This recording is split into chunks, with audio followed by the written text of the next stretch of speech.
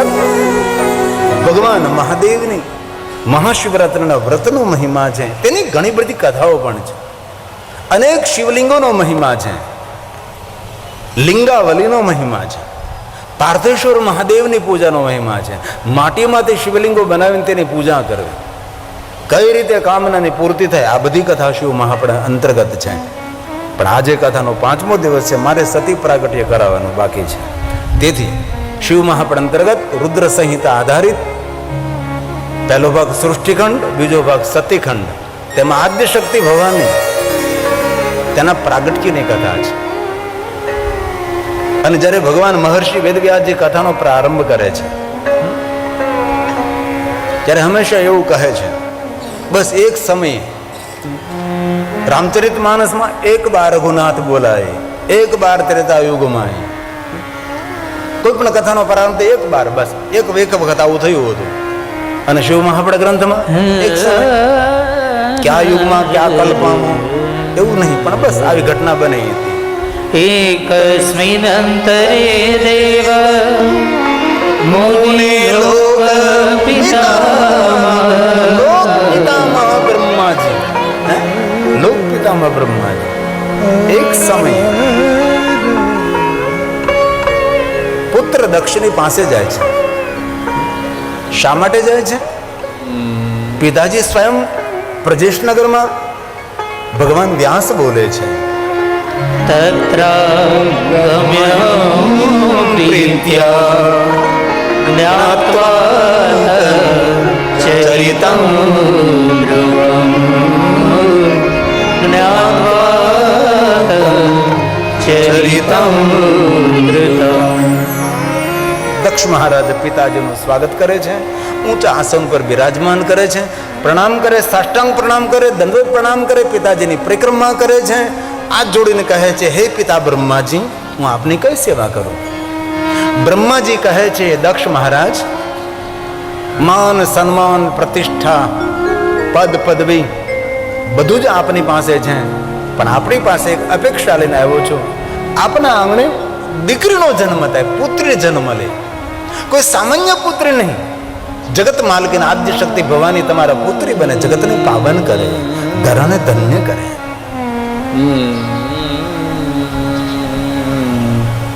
બ્રહ્માજી નારદને કહે, હે નારદ, મેં દક્ષને કહ્યું હતું. દક્ષ મને કહ્યું કે હે પિતા બ્રહ્મા, આપ મને કઈ માર્ગદર્શન કરો. ત્યારે બ્રહ્મા નારદને કહે કે હે નારદ, પુત્ર દક્ષને મેં માર્ગદર્શન કર્યું કે આદ્ય શક્તિ ભવાનીનું આરાધન કરો.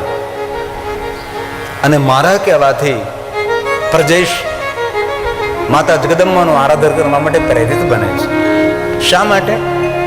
સ્વયં જગદંબા અંબા એમના પુત્રી બને અને દાંપત્ય જીવનને દિવ્ય બનાવે. દક્ષ મહારાજ તપ કરવા માટે પ્રવૃત્ત થાય છે.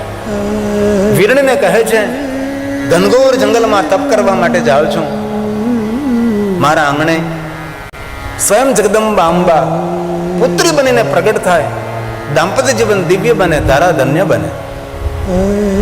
વીરણી બહુ જ પ્રસન્નતા વ્યક્ત કરે છે.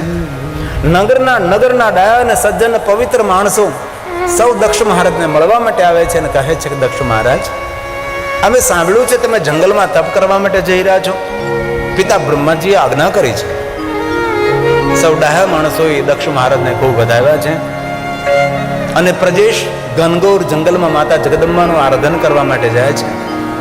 અને સ્વયં દક્ષ મહારાજ જગદંબાની સુંદર સ્તુતિ કરે છે, માતા ભવાનીની સ્તુતિ કરે છે. બહુ મોટી સ્તુતિ, લાંબી સ્તુતિ છે. દક્ષ મહારાજના મુખમાંથી પ્રગટ થયેલી શિવ મહાપડ અંતર્ગત માતા અંબા ભવાનીની સુંદર સ્તુતિ છે. અને દક્ષ બોલે છે, હે માં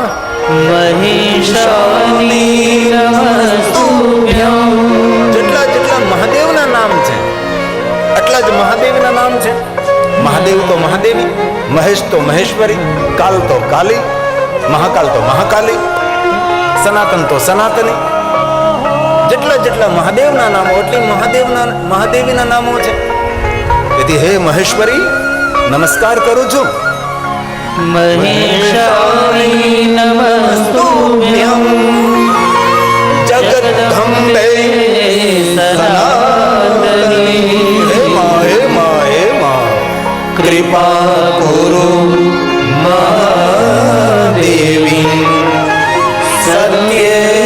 સત્ય સ્વરૂપિણી સત્ય સત્ય સ્વરૂપિણી. દક્ષ મહારાજના આરાધનથી મા જગદંબા દક્ષ મહારાજની સામે પ્રગટ થાય છે. મા અંબા માગવાનું કહે છે, હે દક્ષ મહારાજ, આપ મારી પાસે વરદાન માગો. જ્યારે સ્વયં દક્ષ બોલે છે, હે મા, મને વરદાન આપો. પ્રસિદ્ધ ભગવત્યાજે પ્રસિદ્ધ શિવરૂપિણી પ્રસિદ્ધ ભક્ત વરદે જગન્માયે નમોસ્તુતે જગન્માયે નમોસ્તુતે. હે જગત માતા, હું પ્રણામ કરું છું. માં, આપણી પાસે હું વરદાન લેવા માટે આવ્યો છું. હે માં, આપ મારી ભક્તિથી પ્રસન્ન હો. મારા આંગણે મારા પુત્રી બનીને પ્રગટ થાવ. મારું દાંપત્ય જીવન દિવ્ય બનાવો અને ધરાને ધન્ય કરો. માં જગદંબા સ્વયં કહે છે, દક્ષ મહારાજ, અવસર આવતા આપના આંગણે આપના પુત્રી સ્વરૂપે હું પ્રગટ થઈશ.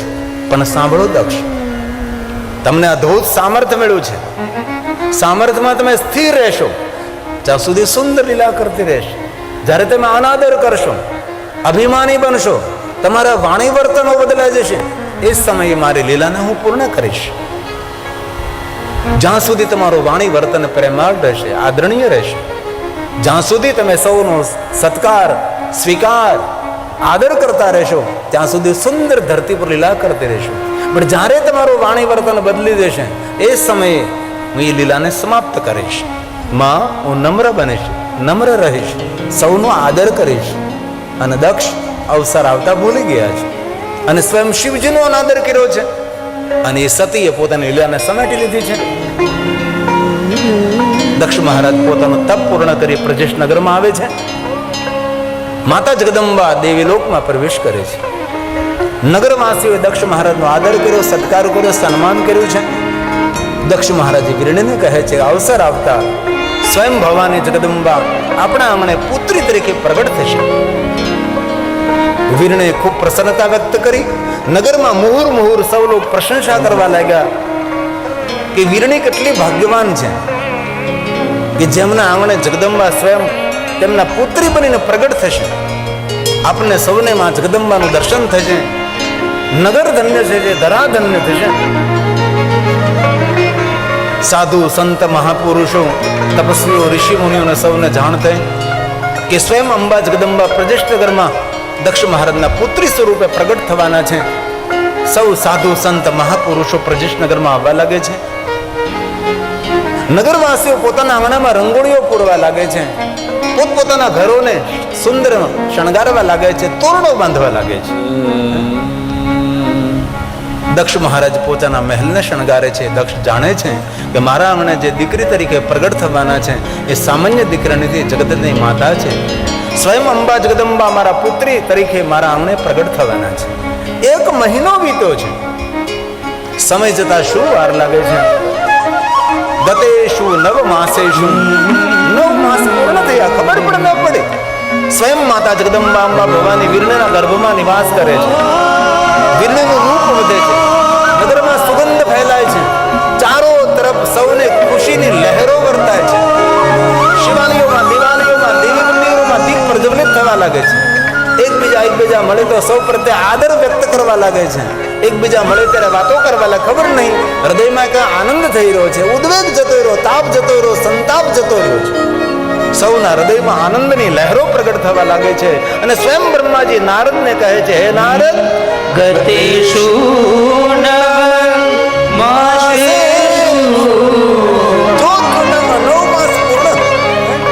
માં જગદંબાના પ્રગટ થવાના હતા. નમો દેવીએ મહાદેવીએ, હે મા, હે મા, હે મા. દેવતાઓ અંતરિક્ષમાં ઉપસ્થિત થયા છે, પુષ્પની વૃષ્ટિ કરવા લાગ્યા છે. જગદંબા સ્વયં જગતમાતા પ્રજેશનગરમાં પ્રગટ થવાના. હે મા, હે મા, હે જગદંબા, અંબા પરાંબા જગદંબા, હે શિવાની, હે ભવાની, હે મહેશ્વરી, હે મહાદેવી, હે કાલે, હે મહાકાલે, હે અંબા, હે જગદંબા.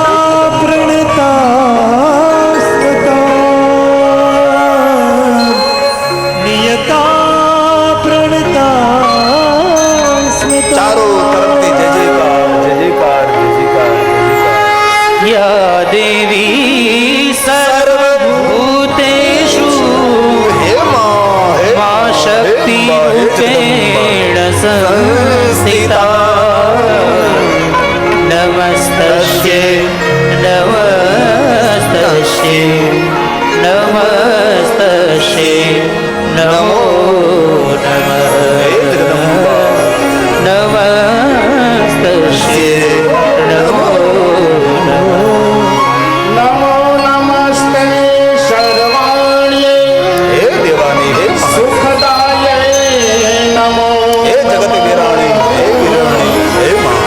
નમો નમસ્તે ગત્રાય શોભનાય નમો નમઃ ચંડિકા ચંડમંથને ચંડદર્પ નિવારિણે હે અંબા, હે જગદંબા, હે ભવાની, હે આદિ ભવાની, હે અનાદિ ભવાની. નયનાસતી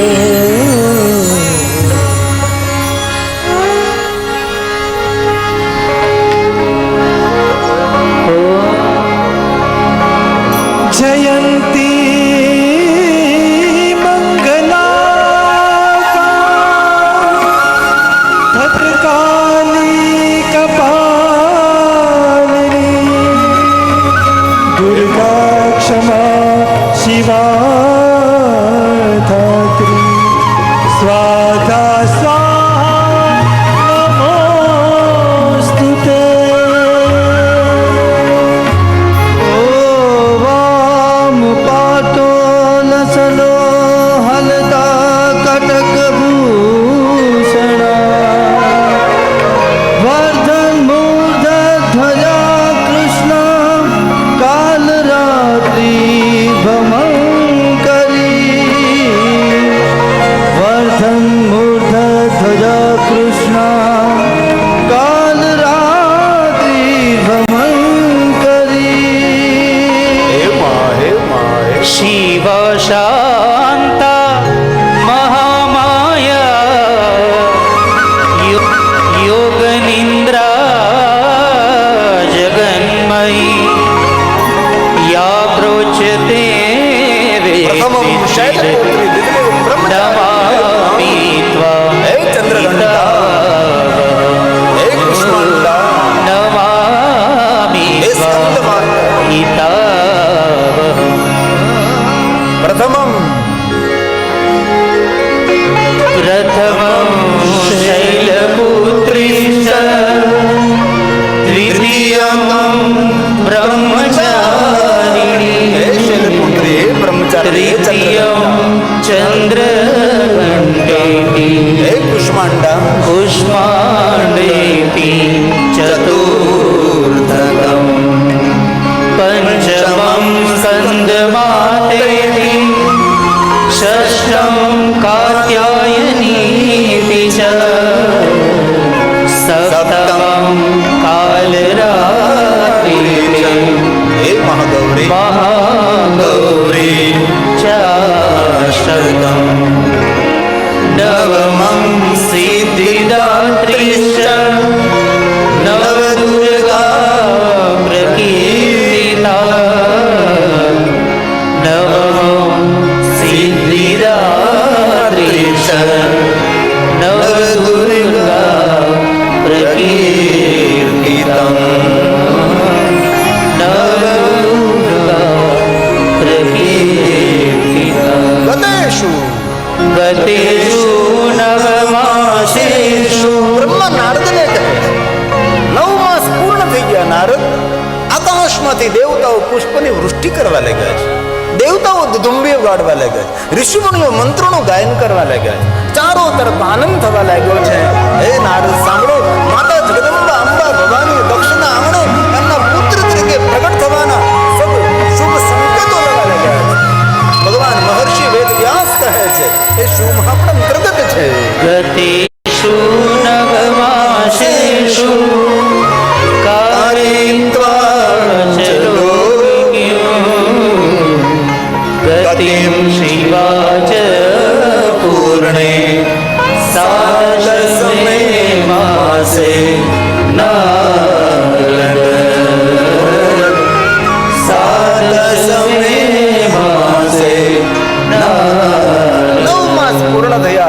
10મા મહિનાની શરૂઆત થઈ માતા જગદંબા તેજોમય સ્વરૂપે પ્રજેશ નગરમાં વીરણીના માધ્યમથી માતાનું પ્રાગટ્ય થાય છે. દક્ષ મહારાજ ઋષિ મુનિ સાધુ સંત આચાર્યો પાસે જાય છે.